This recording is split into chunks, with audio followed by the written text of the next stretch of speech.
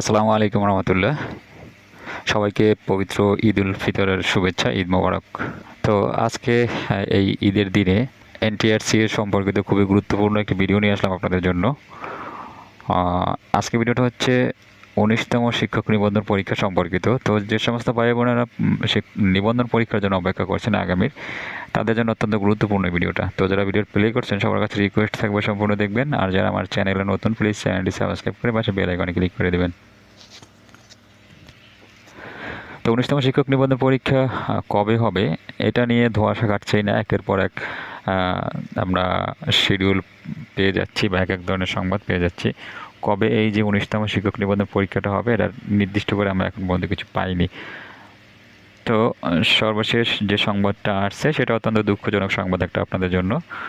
তো তার আগে বলি যে একটা নিবন্ধন পরীক্ষা থেকে আরেকটা নিবন্ধন পরীক্ষা নিতে যদি এত সময় লাগে, তাহলে যারা পাশ করবেন মানে নিবন্ধনের উপযুক্ত হবেন, যারা অনার্স মাস্টার্স পাশ করে বসে থাকবেন নিবন্ধন পরীক্ষায় অংশগ্রহণ করার জন্য এবং এনটিআরসি নিবন্ধনধারী একজন প্রার্থী হওয়ার জন্য, তো তাদের আসলে বয়সটা আর ওরকম থাকে না চাকরি করার মতো।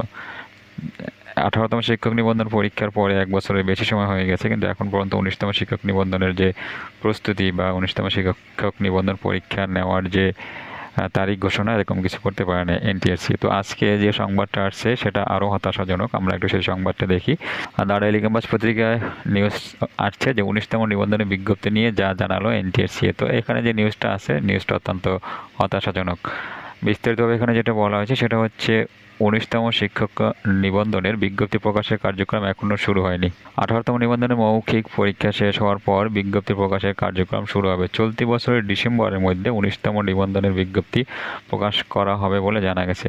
সম্প্রতি বেসরকারি শিক্ষক নিবন্ধন প্রত্যয়ন কর্তৃপক্ষ এনটিআরসির একাধিক কর্মকর্তার সঙ্গে আলাপকালে এ তথ্য জানা গেছে। এনটিআরসি জানাচ্ছে ১৯তম নিবন্ধনে বেশ কিছু পরিবর্তন আনা হচ্ছে। বিষয়গুলো নিয়ে প্রাথমিকভাবে আলোচনা হলেও চূড়ান্ত কোনো সিদ্ধান্ত হয়নি। বিজ্ঞপ্তি প্রকাশের পূর্বে নিবন্ধন পরীক্ষার পরিবর্তিত হতে যাওয়া নিয়মগুলো চূড়ান্ত করা হবে, এরপর বিজ্ঞপ্তি প্রকাশ করা হবে।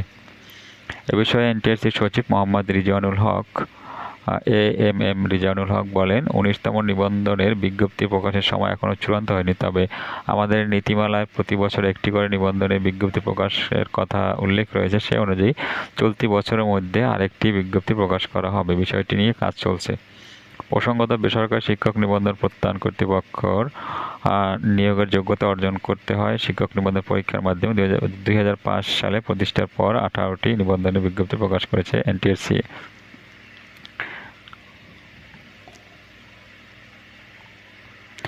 তো যাই হোক, এই যে একটা সংবাদ বা যেটা জানিয়েছে এনটিআরসি যে এই বছরের শেষে মানে ডিসেম্বরের মধ্যে তারা এই ১৯তম শিক্ষক নিবন্ধনের বিজ্ঞপ্তি প্রকাশ করা হবে।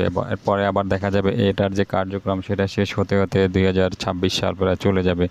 তো এই একটা ১৮তমদের যে বিজ্ঞপ্তি, সেখান থেকে ১৯তমদের বিজ্ঞপ্তি প্রকাশ হয়ে এর কার্যক্রম শেষ হতে হতে হয়তো ১৮তম থেকে ১৯তম ২ বছরের বেশি সময় লেগে যাবে। তো এটা অত্যন্ত একটা খারাপ সংবাদ, খারাপ একটা বিষয় যে এত সময় লাগার বিষয়টা। আমরা চাইব কর্তৃপক্ষ যারা আছেন তারা আরও বেশি করে এই বিষয়ে সচেতন হবেন এবং দ্রুত সময়ের মধ্যে এক একটি বিজ্ঞপ্তি প্রকাশ করে, এবং যেখানে ১ বছর সম্পূর্ণ সব প্রসেসিং মিলিয়ে ১ বছরের মধ্যে এই যে নিবন্ধনের যে কার্যক্রম সেটা শেষ করবে, এমনটা আশা করে শেষ করছি আজকের মতো। সবাই ভালো থাকেন, সুস্থ থাকেন এবং নিরাপদে থাকেন এই প্রত্যাশা। আল্লাহ হাফিজ।